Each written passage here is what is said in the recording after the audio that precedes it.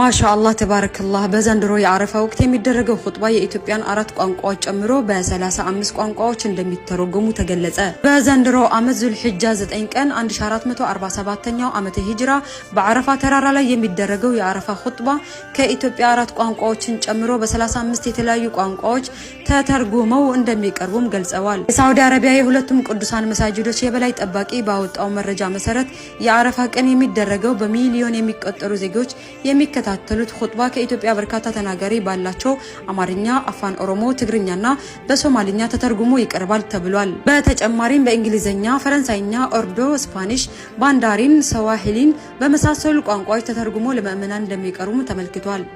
የአረፋ ኹጥባ ከዚህ ቀደም አማርኛን ጨምሮ በ21 ቋንቋዎች ተተርጉሞ ይቀርብ የነበር ሲሆን በዘንድሮ ዓመት ተተርጉሞ የሚቀርብባቸው ቋንቋዎች ብዛት ወደ 35 ከፍ አድርገዋል። ማሻአላህ ተባረከላህ የዘንድሮ ሐጅ ደስ በሚል ሁኔታ የሚያልፍ እንደሚሆን ተስፋ እናደርጋለን ኢንሻአላህ።